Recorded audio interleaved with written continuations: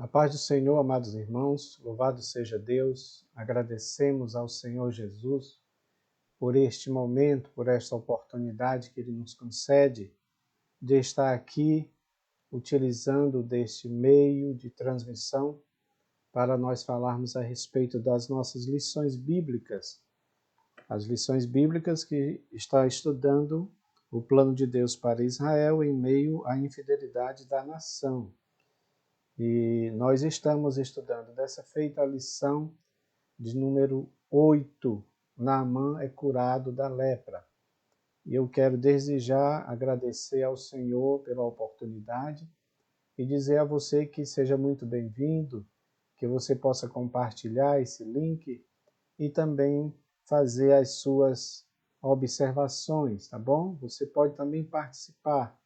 Esta aula é uma aula interativa, onde nós podemos também todos participar, porque eu acredito que é assim que nós aprendemos desta forma, tá bom, irmãos? Inclusive, nesta lição, tem uma parte muito importante aqui do subsídio didático-pedagógico, quando a lição nos diz o seguinte: a verdadeira aula é um diálogo entre o professor e os alunos.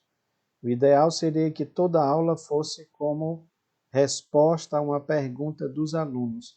Não é bom que somente o professor crie e fale, mas que ouça o aluno falar por sua vez. Pai do Senhor, os irmãos que já estão conosco, nosso dirigente, diácono Manuel Pinheiro, nosso professor pastor Rafael Cagé, Jacemil, Pai do Senhor, meu irmão, Deus abençoe. Irmãos, antes de tudo, o som está indo bom aí, né, para vocês, porque para a gente evitar qualquer problema, vocês sabem que essa questão de transmissão ao vivo é muito complicada, então não é gravada, então gravada a gente pode editar, né, mas ao vivo a gente tem que dar o jeito, então o Rafael está dizendo que está ótimo, então vamos continuar. Eu dizia para os irmãos sobre os subsídios pedagógicos. Eu gosto sempre de ler toda a lição, tá, irmãos? E este subsídio me chamou muita atenção antes de nós entrarmos propriamente nela, que ele diz assim: não é aconselhável transformar a aula num simples monólogo do professor para uma plateia de ouvintes receptivos e inertes, com o falso pressuposto mais ou menos generalizado de que a obrigação do aluno é ouvir, calar e reter. Isto não faz parte do ensino-processo aprendizagem, tá? Ensino-aprendizagem, não faz parte. O que faz parte é você dar uma aula onde, nesta aula, os alunos podem interagir. Porque, afinal, meus irmãos, não é uma pregação. Então, numa pregação, você tem a obrigação de transmitir aquela mensagem, certo? E não haverá interação dos ouvintes no sentido de perguntas, no sentido de fazer alguma observação. Não existe isso. Porém, no ensino já é mais que obrigatório, é imprescindível a participação do aluno, né? É importante que o aluno participe, dê a sua opinião. Vocês conhecem professores assim que só dão a aula, passam o conhecimento, despejam o conhecimento, mas não permite que aquele aluno que ficou com uma dúvida, ele possa perguntar. Então o aluno saiu dali sem aprender direito porque ficou com a dúvida. E na realidade, eu digo isso porque para mim isto é a pedagogia de Jesus. Você aprender uns com os outros. Não era à toa que Jesus frequentemente fazia perguntas aos discípulos, né? Essas perguntas eram importantes para fomentar, para instigar neles o pensamento, eles pensarem, eles refletirem. Então é muito importante nós entendermos isso, tá bom, irmãos? Irmão Fabrício Ortiz, Paz do Senhor. É isso. Liga a aula no 220, né, professor Rafael? E termina a aula. Sim, tem professores desse jeito. Então, irmãos, não é muito bom isso, tá? Por mais que o professor ele seja excelente, eu conheci professores assim, que ele tinha muito conteúdo, mas não tinha interatividade, tá bom? Não permitia que o aluno se manifestasse. Às vezes, quando o aluno queria falar alguma coisa, ele já colocava a mão assim, não, irmão, peraí e tal, e aí ele continuava, tá? Então, irmãos, não façam isso, tá? Vamos aprender com Jesus, que ouvia as pessoas. Meus queridos, deixa eu mostrar para vocês aqui o nosso gráfico, olha lá, nosso gráfico esboço, tá? Lição de número 8, Naamã é curado da lepra. No nosso texto áureo diz, então desceu e mergulhou no Jordão 7 vezes, conforme a palavra do homem de Deus, e a sua carne tornou como a carne de um menino e ficou purificado, 2 Reis, capítulo 5, versículo 14. E a nossa verdade prática diz, Deus não opera milagres necessariamente segundo nossas expectativas. Ele faz da forma e no momento que ele apraz. Eu acho essa verdade prática muito pertinente para os tempos que nós vivemos, porque há pessoas que criam padrões para que o milagre, em tese, aconteça. E eu quero dizer, desde já, pela palavra de Deus e pela sintonia que nós estamos aqui com a verdade prática, que você não vai criar padrões para Deus, tá bom? Porque ele age do jeito que ele quer, da forma como ele quer. E não quer dizer que toda vez ele vai agir daquela forma e que você tem que pegar aquela forma que ele agiu e transformar numa fórmula para obter o milagre. Presta atenção que isso é muito importante. Existem igrejas, especialmente as igrejas neopentecostais, é por isso que o nosso comentarista ele trouxe à baila esse assunto aqui no tópico 2, tá? Vamos apresentar aqui para os irmãos, para a gente tomar conhecimento de tudo. Então, tópico 1, Naamã, o chefe do exército sírio. Aí tem os subtópicos. Naamã, o comandante honrado. A escrava, uma testemunha de Deus. A caravana de Naamã. Segundo tópico, nós temos o mergulho no Rio Jordão. Eliseu não se impressiona com a pompa. A decepção e a cura de Naamã. Terceiro ponto, Deus opera milagres e não misticismo, que é esse ponto que eu estava falando aqui, tá bom? Meus irmãos, vocês me desculpem, porque como eu falei para vocês, é ao vivo, então não tem como a gente calar o latido do cachorro, tá bom? É desse jeito, glória a Deus. É uma rua muito movimentada, então quando passa um carro, buzina, tá bom? É desse jeito, mas eu espero que os irmãos entendam, tá bom, meus amados? É nesse ponto aqui que eu disse para vocês que o comentarista toca nisso. Deus ainda opera o milagre e não o misticismo. Porque tem igrejas que fazem isso, tá bom? 7 mergulhos do Jordão, campanha 7 mergulhos do Jordão. Quem não ouviu essa, não é, irmãos? Quem não ouviu essa? 7 mergulhos do Jordão. Então é uma bênção. Irmã Dalva, paz do Senhor, meu irmão. Deus abençoe a senhora. Glória a Deus. O irmão Fabrício Ortiz, complicado. Como vai saber se você está sendo producente nas aulas? Então, eu digo o seguinte, meus irmãos. Você usa, tá bom, irmãos, os métodos da pedagogia. Mas você deixa a pedagogia do Espírito Santo de Deus agir. Glória a Deus, chegou alguém ali para ajudar com o cachorro, viu, irmãos? Então, perdoe aí, eu estava dizendo para vocês que é assim mesmo, ao vivo, é desta forma. Então, Fabrício, irmão Fabrício, nós fazemos aquilo que está dentro das nossas possibilidades, mas a pedagogia do Espírito, ela é infalível, ok? Então vamos deixar Deus agir, né? Irmã Nazaré Cândido, boa noite, povo de Deus, na paz do Senhor, graças a Deus. Olha, irmão Paulo Modesto, assistindo da cidade de Brilhante, Rio Brilhante, Mato Grosso, não é isso? Deus abençoe, Deus abençoe. Meus irmãos, então, essa parte aqui é só uma dica que eu acho muito importante, tá bom? Pelo menos eu acho importante, mas se você quiser fazer dessa forma, né, só despejar informações, mas sem querer entender o aluno, porque eu quero cada vez mais aprender com a pedagogia de Jesus. A pedagogia de Jesus era esta: ensinava, mas instigava as pessoas a pensarem, fazia perguntas, mostrava visual, né, que é a proposta do nosso grupo. Então, quando ele mostra uma figueira sem fruto, ele está falando tanto dos crentes que não produzem frutos, quanto da nação de Israel que não produz fruto. Então, meus irmãos, é muito lindo a pedagogia de Jesus, tá bom? Vamos aprender cada vez mais.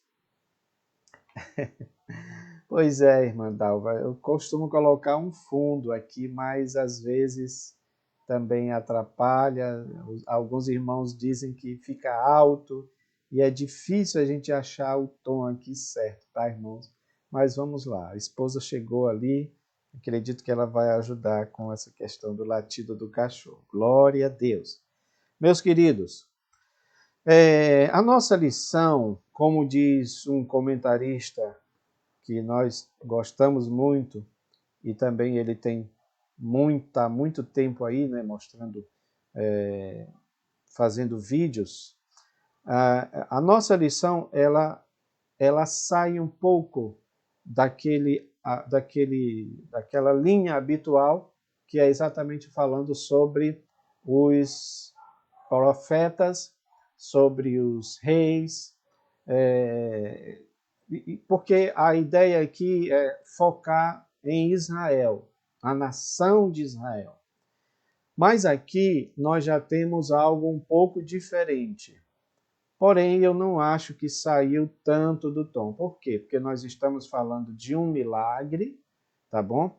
E este milagre, eu quero colocar assim para ficar bem claro para nós, existem cinco pessoas envolvidas nesse milagre. 5 personagens envolvidos nesse milagre. Você tem aí o general, que nós vamos estudar sobre ele, Naamã. Você tem aí a menina, que era serva, não diz o nome dela, tá bom? Você tem o rei de Israel, eu não tenho a informação, não está dito no texto, provavelmente Jorão ou Jeorão, né? Você tem o profeta Eliseu e você tem o servo Geazi, tá bom? O servo Geazi. São essas personagens desta lição. Então, você entende aí, em princípio, que esta lição ela tem aquela ideia de mostrar desde o início o plano de Deus para a nação de Israel, que era exatamente abençoar as demais nações. Abençoar as demais nações. Na lição dos jovens, que nós estamos estudando também sobre profetas menores, nós tivemos lá uma lição sobre Jonas. Jonas, de todos os profetas, ele é aquele profeta que vai profetizar em uma nação estrangeira. Agora, aqui nós temos o caso de um comandante de uma nação estrangeira que vem buscar auxílio na nação de Israel. Tá? Então você vê que tem essas diferenças que são importantes. Bom, irmãos, entrando aqui no nosso primeiro tópico, deixa eu ver se eu mostro aqui para os irmãos o nosso slide, né? Que é exatamente isso aí que vocês estão vendo. Naamã, o chefe do exército sírio, tá? O que a gente entende desse Naamã? O que a Bíblia fala? Como a própria lição está dizendo, ele era um comandante, um ministro do alto escalão, ele era honrado. Mas algo que a gente precisa entender é que Naamã, ele tinha, como podemos dizer, dois tipos de vida, ou pelo menos dois aspectos diferentes da vida dele, que é importante a gente frisar. Primeiro, porque ele era realmente alguém que era alguém famoso, um comandante, um homem de guerra, de batalha, o braço direito do seu rei, tá? Tudo isso nós já sabemos. Era admirado, era respeitado, tinha muitas conquistas, muitas medalhas, né? Digamos assim. Porém, ele era leproso. Ele era leproso. E isto afetava a sua integridade e o deixava vulnerável, como diz a nossa lição aqui. Irmãos, e aí eu acredito que seria importante nós frisarmos isso, porque eu sei que os irmãos já sabem, mas só para fazer a comparação, tá bom?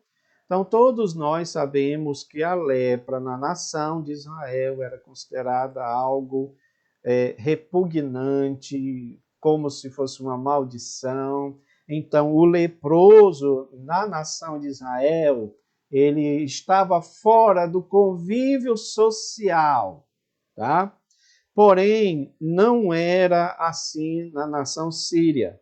Não era dessa forma, tá?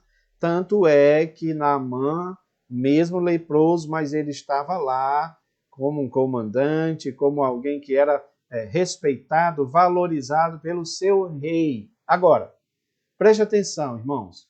Isso é uma lógica. A Bíblia não diz, tá bom? São inferências, mas não vai entender que seja uma heresia, mas uma inferência, uma dedução que nós temos que faz parte do cotidiano. Você entender que pode acontecer com uma pessoa que tem lepra. Então, será que Naamã ele se sentia bem abraçando seus filhos? Será que ele se sentia bem abraçando a sua esposa? Evidentemente que não, irmãos. Evidentemente que isso por isso que alguns autores dizem que ele tinha dois tipos de vida, não é? A vida pública e a vida familiar. Na vida pública, ele era honrado, ele era aceitado pelas pessoas, o rei gostava muito dele, ele tinha muitas vitórias, mas na vida privada, na vida familiar, certamente ele tinha esse tipo de sentimento, porque também não era comum que uma pessoa leprosa abraçasse, não é, os seus parentes, mesmo porque havia aquele temor que se tinha na época de que a pessoa poderia transmitir. Então veja que, de fato, a situação dele era muito complicada. Então, esse é um perfil rápido que a gente pode traçar de Naamã. Porém, o que acontece? Nessas guerras que ele teve com Israel, ele conseguiu tirar de lá uma escrava, uma menina, para trabalhar para ele, para trabalhar para a sua esposa, tá? E esta menina, trabalhando com a esposa, evidentemente a Bíblia não diz, não fala nada sobre ela, sobre o nome dela, por exemplo, mas a julgar pelo testemunho que ela deu a respeito do Deus de Israel e também do profeta de Deus, né? Que ela falou do Deus de Israel, claro, ela está falando também do profeta de Deus que lá estava na época. Então, ela era uma moça que evidentemente tinha uma boa reputação, que tinha um bom testemunho, tá bom? e isto foi preponderante para que, ao expressar da forma que ela se expressou, quem dera que o meu Senhor fosse em Israel, ele seria curado. Ela deu um testemunho muito bonito a respeito do Deus de Israel e a respeito do profeta de Deus que lá estava. Então, este testemunho desta moça, eu imagino que pela postura dela, apesar de não dizer o nome, né, de uma menina, uma adolescente, provavelmente, mas foi algo muito importante. Isso aqui nos deixa uma lição muito interessante, não é? Que você não pode desprezar o trabalho das crianças, por isso que nosso Senhor Jesus ele diz: vinde a mim, deixai vir a mim as crianças, não é, irmãos? E a gente precisa fazer isso nesses dias tão tenebrosos, incutir, levar as nossas crianças ao conhecimento do Deus de Israel, do Deus verdadeiro, de Jesus Cristo. Isso é muito importante nós fazermos isso, porque a criança ela tem uma fé, digamos assim, pura, mais pura às vezes do que os adultos, né? Os adultos às vezes estudamos muito, às vezes temos muitas experiências não muito boas, e aí nós somos levados a duvidar, mas a criança ela tem essa fé mais pura, mais autêntica, tá bom? E o fato é que o testemunho daquela jovem, daquela menina, foi importante para que, quando ela falasse a respeito do Deus de Israel, o comandante, o seu senhor, pudesse dar credibilidade para ela. Ele poderia muito bem dizer: não, olha, essa menina não sabe o que diz, não é? Ou qualquer coisa desse tipo, mas não, ele também acatou o testemunho daquela moça. Eu acredito que isto também, irmãos, é muito em parte como eu disse, pela postura desta menina. Por quê? Ela poderia também não dar esse testemunho, visto que ela estava sendo escravizada ali pelo seu opressor, digamos assim, e ela poderia muito bem dizer: não, eu não vou fazer isso, mas foi o contrário, né? Foi o contrário. Então, ela foi, digamos assim, tomada de uma atitude altruísta, de pensar no outro, mesmo sendo que aquele outro era o seu algoz, era o seu, digamos assim, o seu inimigo, porque ela era cativa, tá?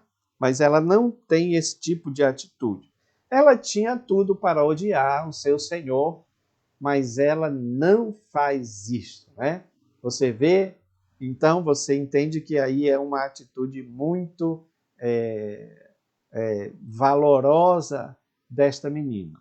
Bom, Naamã participa isso para o seu rei, e o seu rei escreve uma carta para o rei de Israel, né? Para o rei de Israel. Aquela questão mais burocrática, mais diplomática, digamos assim, não é, irmãos? Porque o que estava envolvido aí era o profeta de Deus, mas provavelmente o fato do rei da Síria escrever para o rei de Israel já é algo assim que denota uma imposição da parte dele, porque era algo que ele estava não só solicitando, mas ordenando que se fizesse. A prova disso é a própria reação do rei de Israel, né? Então vamos lá.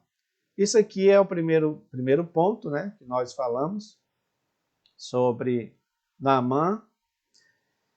E aí nós já entramos no segundo ponto, que fala sobre o mergulho no Jordão, tá?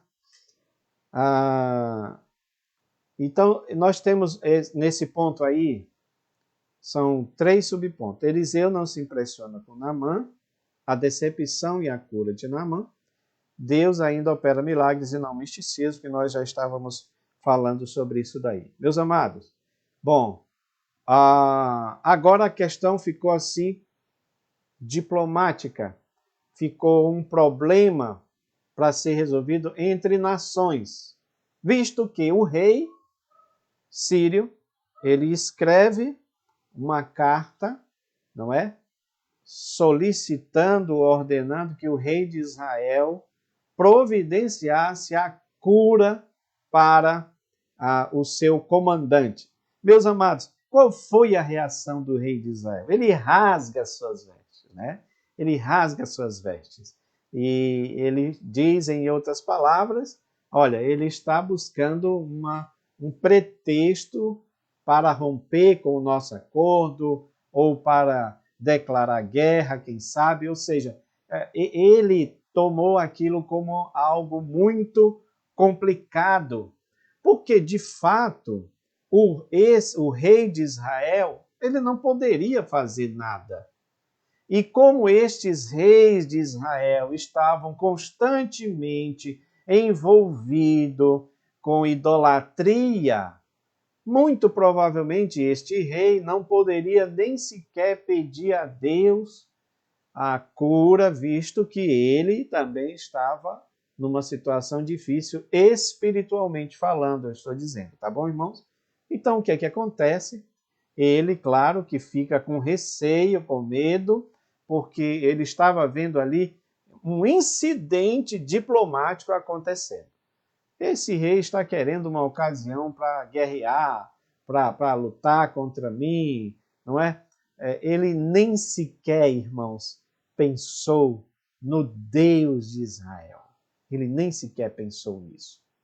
Aliás, é exatamente esta atitude que faz com que o nosso profeta, o nosso homem de Deus, que é também essa personagem que eu falei para vocês, essa quarta personagem que entra em ação aqui. Né? Então ele manda uma mensagem dizendo, olha, por que tu rasgaste as tuas vestes?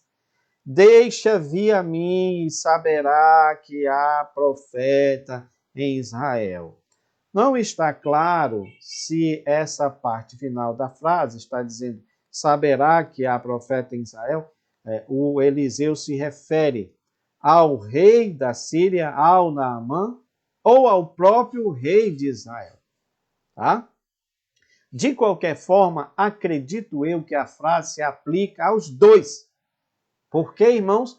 Porque o rei de Israel não tinha a consciência, ou pelo menos não valorizava o profeta de Deus. Nas entrelinhas, é como se, de novo, isso é uma inferência, tá bom? Não estou dizendo heresias para ninguém, dizer que nós estamos inventando coisas aqui. Mas nas entrelinhas está sendo dito o seguinte: olha, rei, eu sei que você não acredita no Deus de Israel, eu sei que você não acredita nos profetas que te são enviados, mas isto é para que se saiba que existe de fato profeta de Deus em Israel. Meus irmãos, é muito triste isso, né? Olha que lição importante. Deus, o Deus de Israel, o Deus da aliança, o Deus que prometeu estar com eles, o Deus que diz que faria da nação de Israel uma bênção para todas as outras nações, estava com eles através do seu profeta, de um homem que Deus estava operando grandes milagres, mas estes reis não valorizavam. Não valorizavam. Irmã Dalva, tem pessoas que vêm a este mundo para fazer a diferença. Essa menina é uma delas, com certeza. Com certeza. Irmã Dalva, essa menina, assim como aquele meninozinho que tinha os pães e os peixes, que ninguém sabe o nome, né? Não era Pedro, não era Pedro, não era João, nenhum dos apóstolos ali presente. Era uma criançazinha que tinha os pães e os peixes. É até interessante porque essa criança ela se doa, né? Ela podia dizer não, é o meu lanche, eu não vou dar o meu lanche, mas ela se permite dar o lanche. E aí Jesus fez um grande milagre. Então aquela menina, ela deu o testemunho e Deus, através dela, fez um grande milagre também.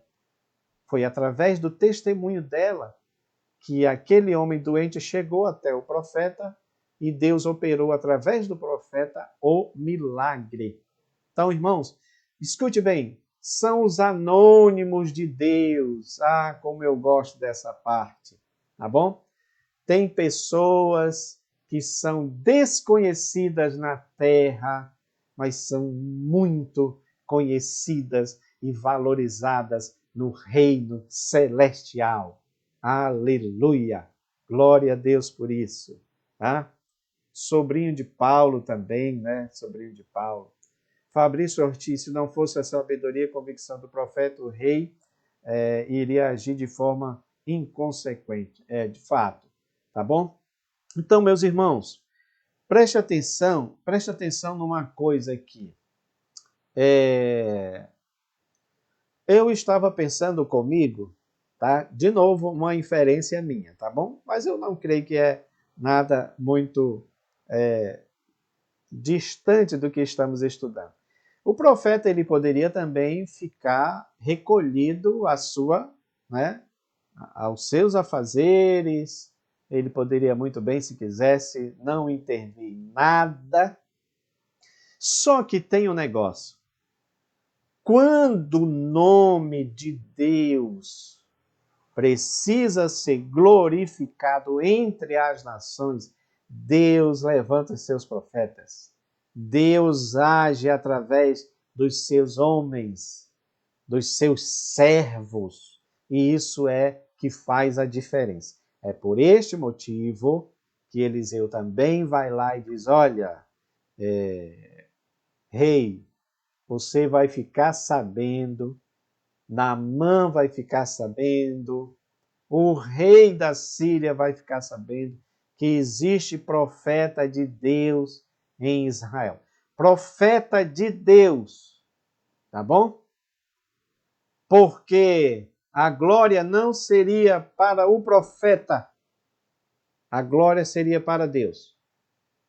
Então, volto a dizer, este milagre, a interferência de Eliseu nessa questão diplomática foi importante para que o milagre acontecesse a fim de que o nome de Deus fosse glorificado. Meus irmãos, vamos aprender esta lição em nome de Jesus.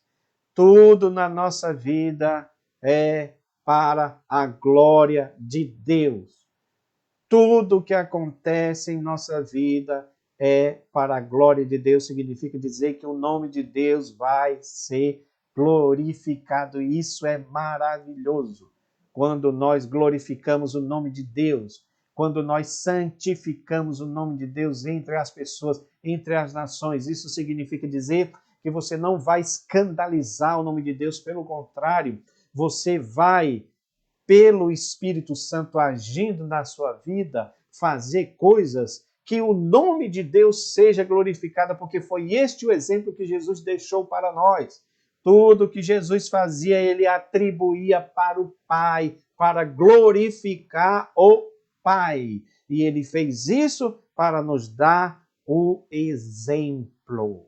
Então, não tem a ver com você, não tem a ver comigo, não tem a ver com a minha aparente capacidade, com a aparente o poder que estava em Eliseu. Não é nada disso.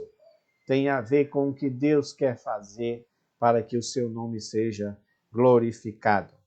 E aí, Naamã se dirige então até o profeta Eliseu. Evidentemente que esse tópico aqui está muito bem construído, porque a decepção de Naamã se dá pelo fato de que, sendo ele um general, um homem com muita honraria, não é? Evidentemente os seus soldados estavam ali com ele, e ele vai até o profeta, achando, aí é que está, eu acho muito bonita a forma desses profetas de Deus, homem de Deus age dessa forma, né? Achando, tá bom? Que ele estava lá como um grande político, como uma grande personalidade, e ali ele seria recebido pelo profeta de Deus, porque na realidade é assim, ou era assim que os outros profetas também recebiam as grandes personalidades. Eu estou falando dos profetas dos outros deuses, tá bom? Como é que eles recebiam? Recebiam com honra, com glória, com bajulação e todo tipo de coisas dessa natureza. O profeta de Deus, ele ficou lá onde ele estava e ele manda apenas uma ordem. É claro que isto soou para Naamã como algo quase que ofensivo, não é? Então ele fica decepcionado, porque ele estava esperando, evidentemente, que o profeta fosse até ele, talvez fizesse uma invocação, fizesse um show público, como tem muita gente fazendo. Olha, irmãos, eu vejo aqui uma coisa muito interessante, né? Hoje nós estamos vendo aí acontecer a política entrar de maneira muito ofensiva dentro dos nossos círculos religiosos, dentro da igreja do Senhor, e isso é muito preocupante. Mas o que eu vejo aqui é um profeta não querendo se envolver nessa questão política. Ele disse apenas que Deus iria operar, que havia profeta de Deus, mas ele não queria se interferir. E a gente vai ver que ele faz isso, o profeta, e ele vai até as últimas consequências nessa parte. Primeiro, porque ele não quer muito contato com aquela grande personalidade. Será que é assim que está acontecendo nos nossos púlpitos hoje? Imagine aí, meus irmãos, se Eliseu fosse um pastor desses dias atuais que nós estamos vendo acontecer. Então, não importa se o camarada, se o político é de esquerda ou de direita, se foi condenado ou não, mas as pessoas dizem assim, a autoridade, então, traga para dentro da igreja. E ele pode, inclusive, dar uma palavra. E há políticos que eles pregam de maneira tão eloquente, né, que os irmãos ficam assim mesmo, batendo palmo. Eliseu não fez isso, não. Ele não quis contato desse jeito. Olha, vá lá, mandou um recado, vá lá no rio e se dê 7 mergulhos, né? 7 mergulhos. Claro que o Naamã ele fica decepcionado, mas alguém insiste com ele, né, para ele ir, os seus servos insistem. É interessante os argumentos, porque ele diz, olha, não tem rios na Síria, e o nosso subsídio histórico-geográfico, ele fala aqui, né, do rio Abana, do rio Barada, o rio Farpá ou Farfá, que são rios sírios, com certeza também rios muito bonitos, rios interessantes. Mas a verdade é que o milagre tinha que acontecer do jeito que Deus queria e dentro da nação de Israel, porque a ideia era mostrar que tinha profeta de Deus e, evidentemente, isso inclui dizer que Deus estava agindo através da nação de Israel, mesmo que o rei de Israel estivesse metido com idolatria. Isso faz sentido, irmãos, para nós? Faz muito sentido. Faz muito sentido. Então, Naamã, evidentemente, que ele diz, olha, na Síria tem bons rios, tem rios bons, o Abana, o Barada, o Farfar. Mas o que Eliseu está dizendo também nas entrelinhas é o seguinte, olha, um detalhe, irmãos, antes de falar o que eu quero dizer. Vocês sabem que o Naamã, lá na Síria, eles adoravam o deus Rinom, que era o equivalente a Haddad, o mesmo deus do trovão, o mesmo deus da chuva, o mesmo deus da tempestade. Vamos colocar assim, para a gente entender, o deus da água, certo? E em outras palavras, é como se ele dissesse, não, olha, na Síria tem os rios, e nós temos lá os nossos deuses, e eles têm uma relação com a água, porque é da chuva. Então, evidentemente, que é a chuva que faz com que o rio transborde, né?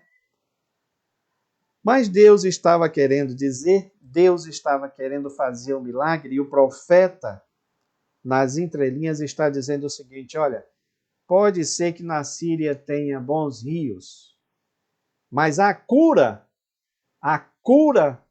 para você, Naamã, não vai estar nos rios da Síria.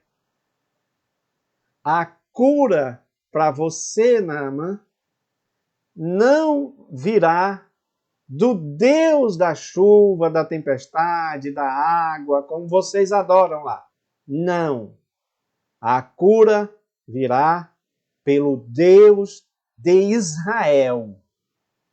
Então, meus irmãos, você entende por que Deus está sendo glorificado por meio deste milagre? Ora, se lá eles adoravam Rinom, então Deus estava mostrando que ele era mais poderoso e que o Rinom ou qualquer uma outra divindade não teria poder para efetuar a cura de Naamã. É muito provável que por isso que os seus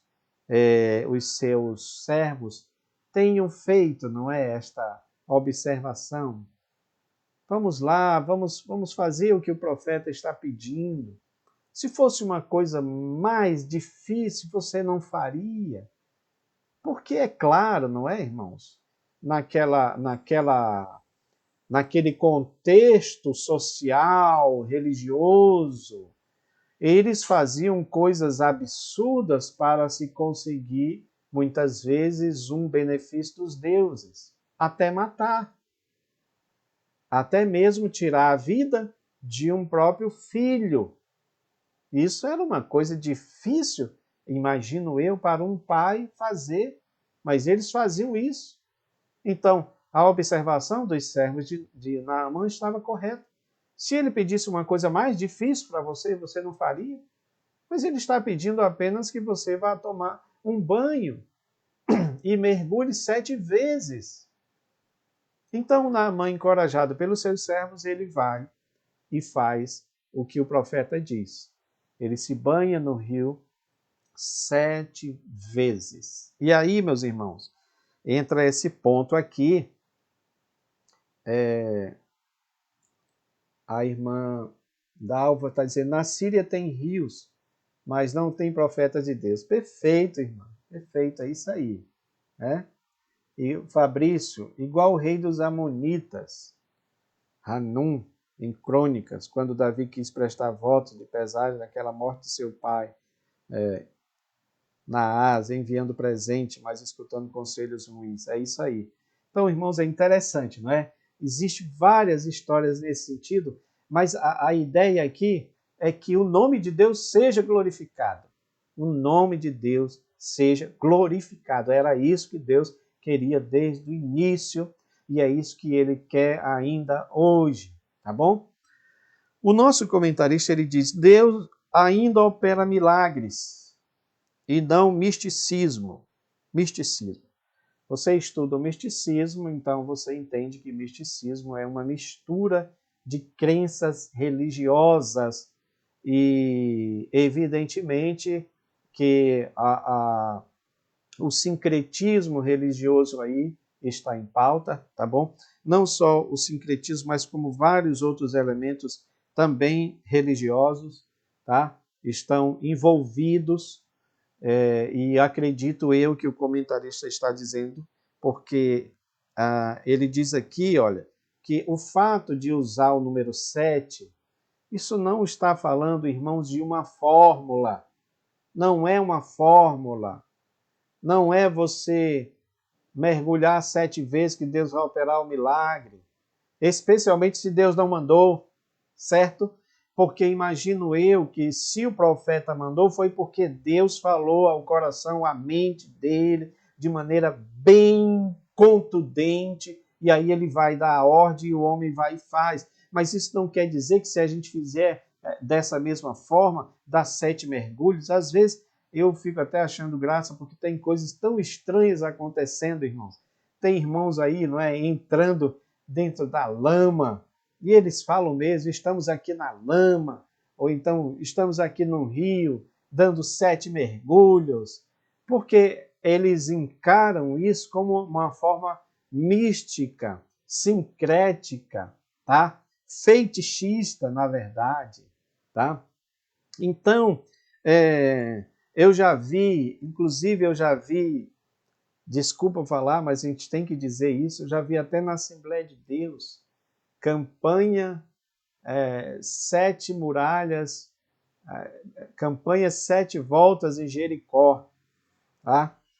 E eu não vou dizer Assembleia de Deus por ética, mas é uma grande Assembleia de Deus, e que na época era ligada à nossa CGADB, tá bom? Então os irmãos fizeram isso lá, inclusive fizeram a maquete da cidade de Jericó com os muros, as muralhas, não é?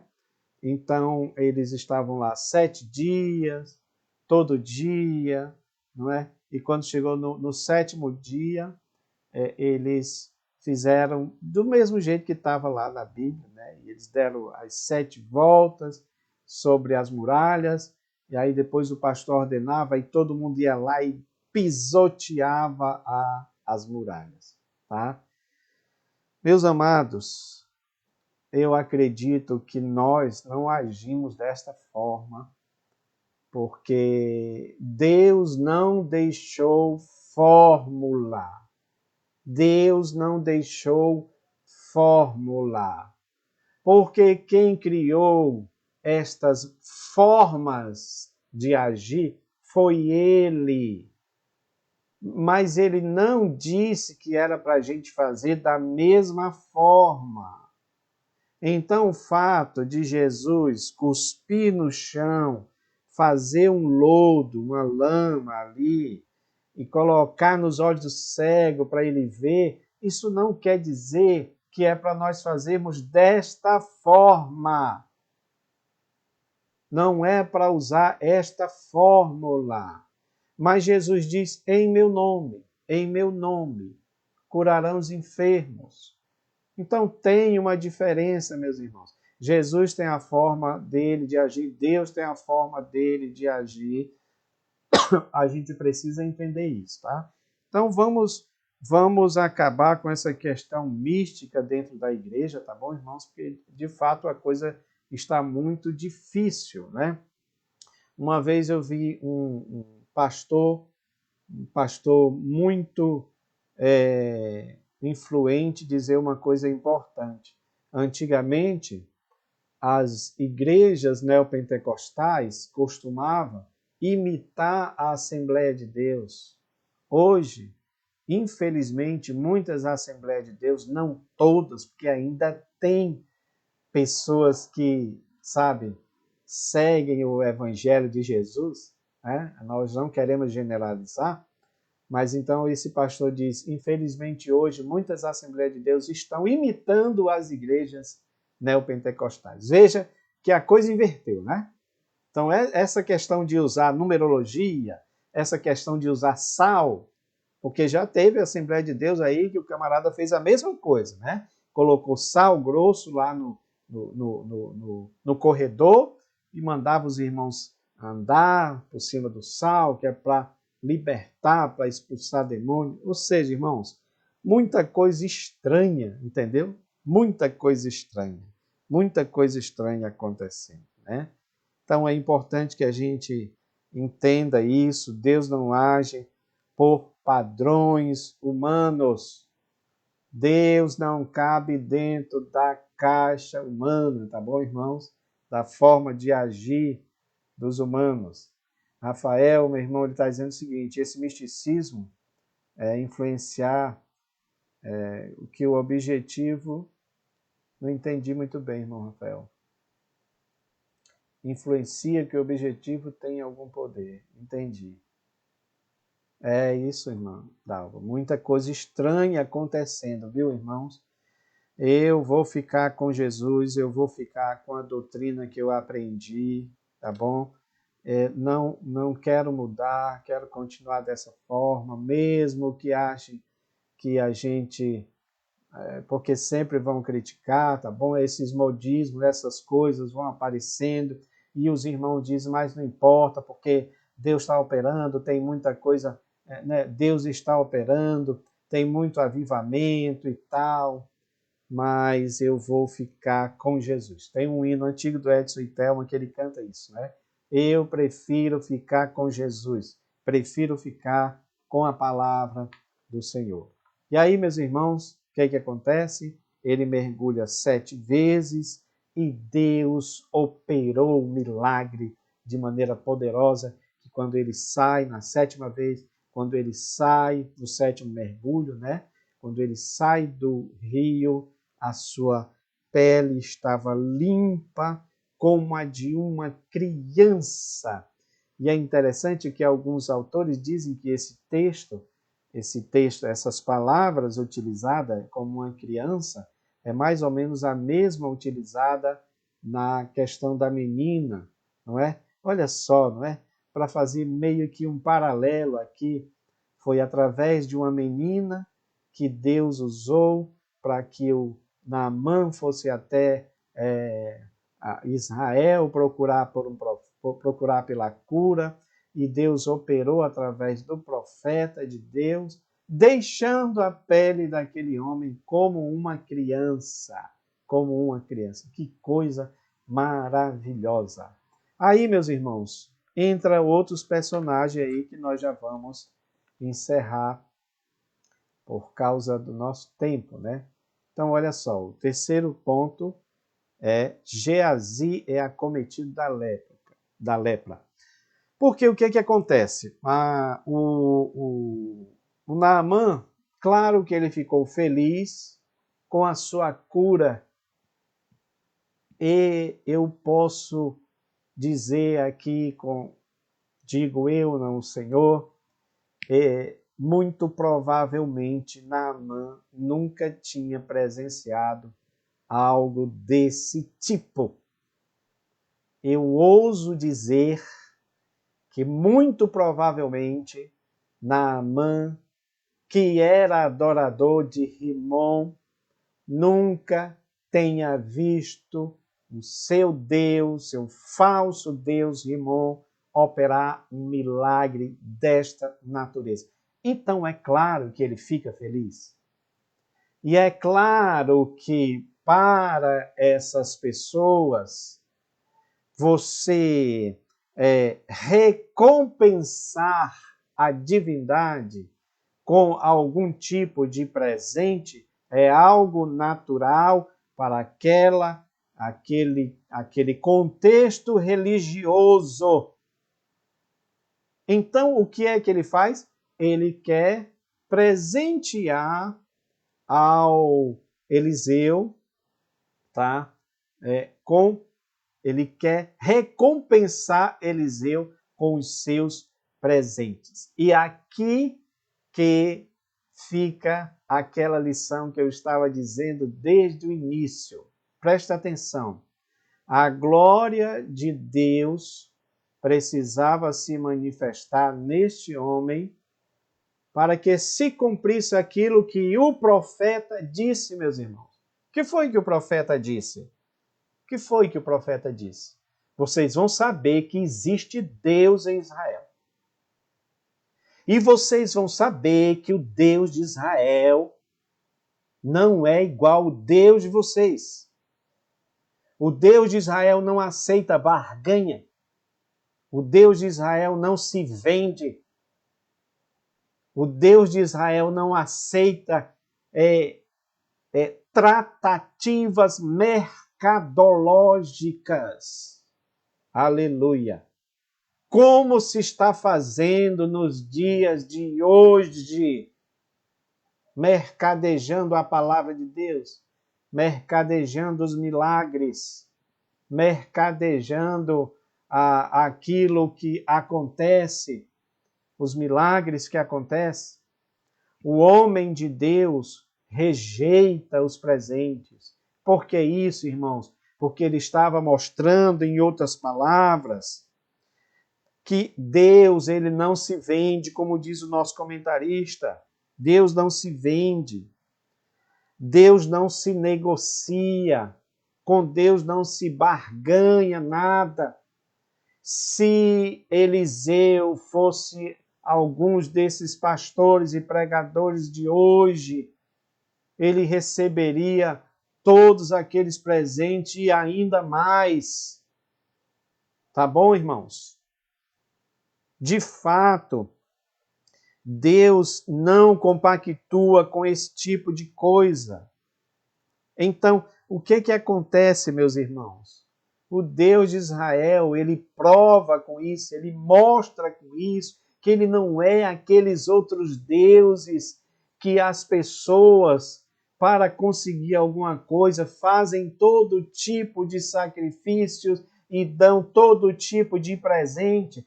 Deus não é dessa forma, sabe por quê? Porque existe... Irmãos, escutem isso aqui em nome de Jesus. Existe uma coisa muito importante na nossa fé, na fé do Deus de Israel, que não existe em nenhuma outra religião ou crença ou movimento religioso. É algo chamado graça, graça, graça. O que é graça? Favor imerecido. Porque Deus poderia também, através do profeta, nem sequer fazer aquele milagre. Ora, este camarada, este general honroso, ele adora Rimon, ele adora outro Deus. Ele poderia fazer isso, mas Deus demonstra graça, meus irmãos. Graça. O favor de Deus é imenso, é grande. Então você entende uma coisa, meu querido irmão.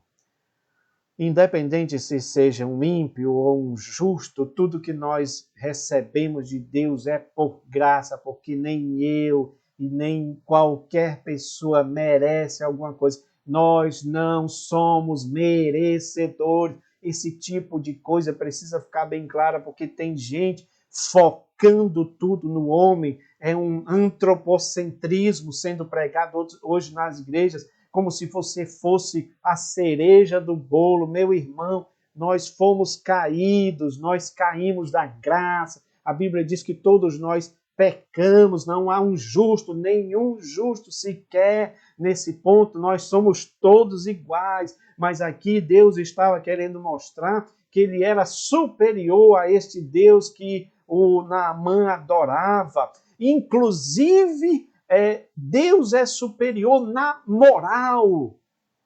Deus é superior na sua moralidade. E por que isso? Porque ele não aceita dinheiro, ele não aceita barganha, ele não se vende. Deus não estava ali vendendo o seu poder para aquele general. A prova disso é que o general, né, ele entende isso, vai embora, mas o Geazi, esse Geazi é uma figura, é uma analogia de muitos de hoje que só pensa na questão mercadológica, que o evangelho para eles é tão somente ganhar dinheiro, eles só pensam em cifras, eles só pensam em obter algum dividendo, irmãos, obter algum dinheiro, obter algum tipo de presente. Então ele vai lá, inventa uma história, ele mente para o Naamã. E é interessante que ele volta e vai falar com o profeta. A primeira coisa que o profeta fala é isso: Geazi, por acaso, o meu coração não foi contigo? Irmãos, eu coloquei aqui, olha, Geazi, além de ganancioso, ele também é tolo. É um tolo. Por que tolo?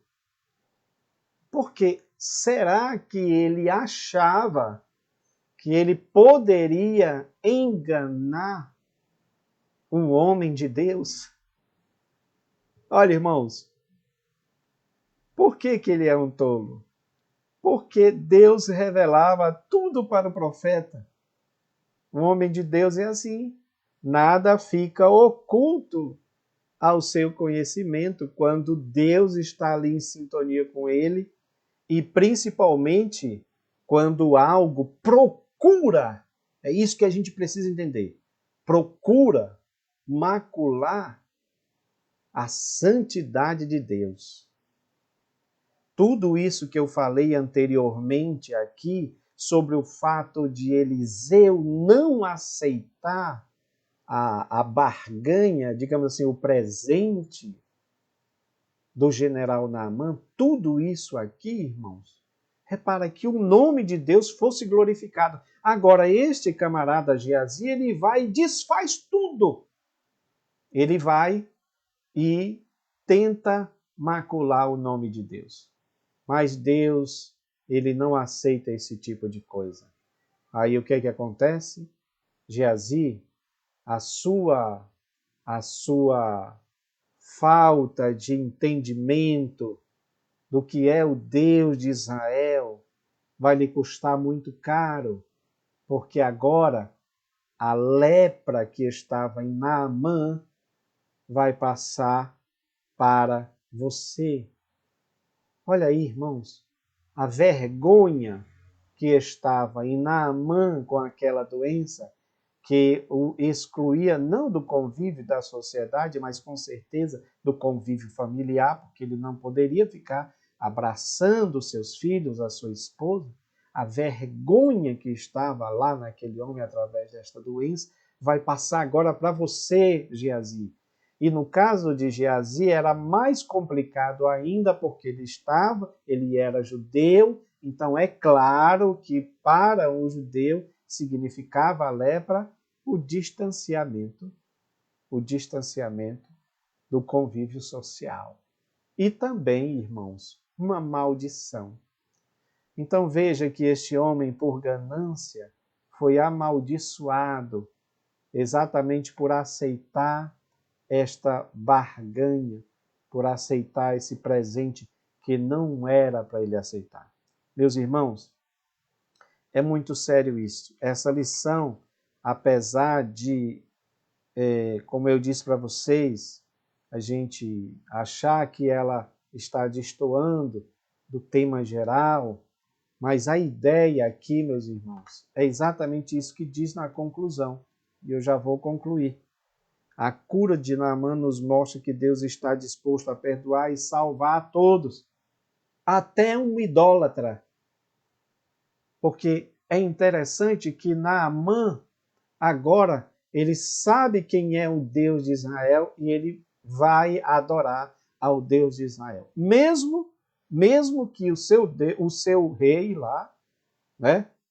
Porque a gente vê que ele pede ali uma permissão para Eliseu, se ele poderia, porque ele vai estar dentro de um contexto idólatra, mas ele agora resolveu adorar o Deus de Israel.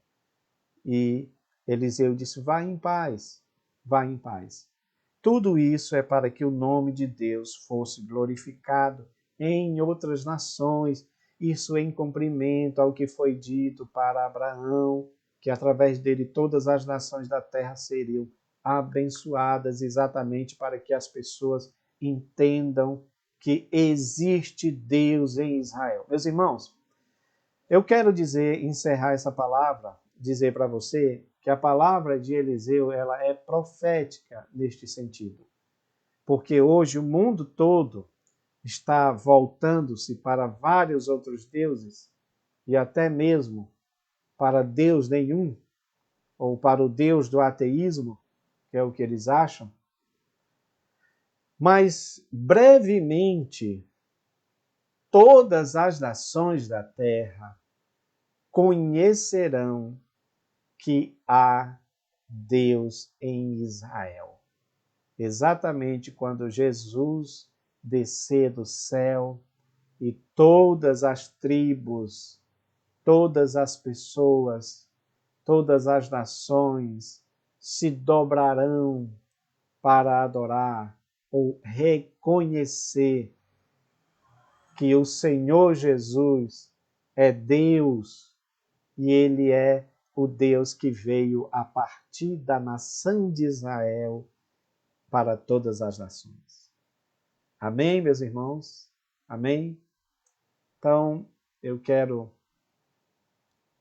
agradecer os irmãos que estiveram até aí, até agora conosco, né? Que Deus abençoe. Olha, minha irmã Marilane está aí. Kleber, um abraço, Kleber, meu cunhado. Agradeço aos irmãos, tá? Com os comentários de vocês. Meus irmãos, foi aquilo que nós falamos, tá?